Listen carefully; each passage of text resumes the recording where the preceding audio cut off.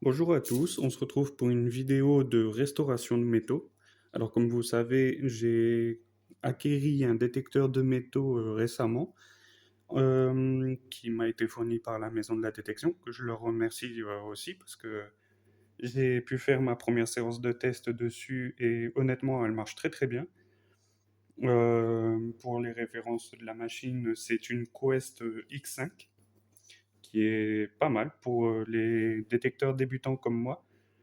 Du coup, je vous présente là sous les yeux ce que j'ai acquéri récemment lors de ma première phase de test, qui est ceci, un fer à cheval.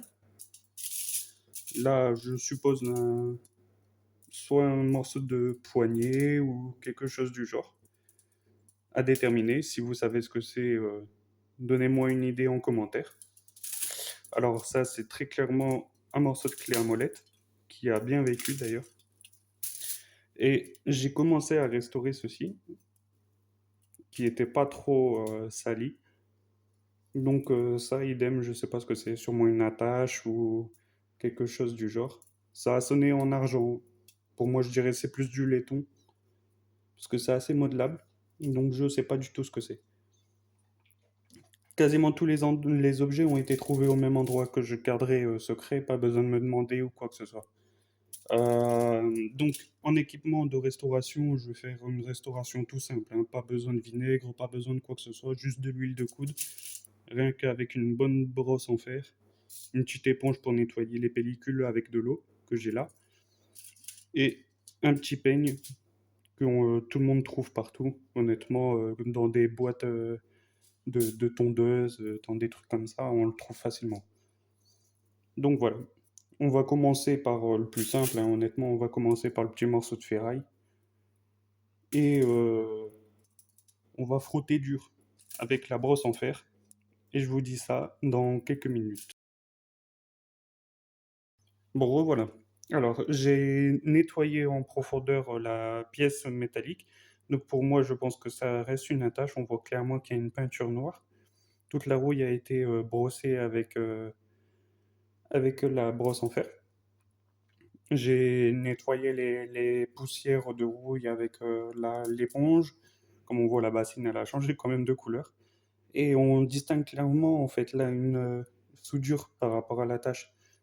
Et là, qui avait une partie beaucoup plus fine. Donc, à mon avis, c'était soit une attache de portillon ou quelque chose comme ça. Donc, voilà.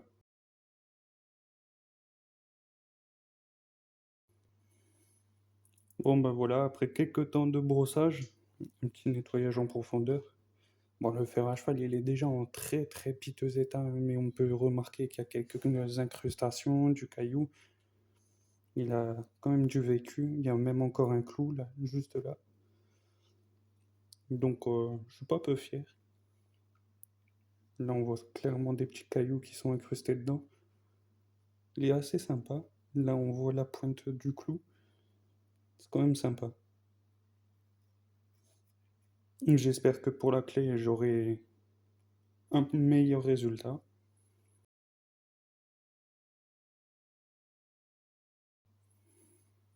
Heureux. Donc, voici après par la suite la clé à molette, ce que ça donne. J'ai réussi à avoir la grosse majorité de la rouille. Par contre, il y a quand même des grosses incrustations, des gros dégâts, surtout sur ces parties-là. On voit que le métal il a pas mal explosé. Donc, j'ai pas trop.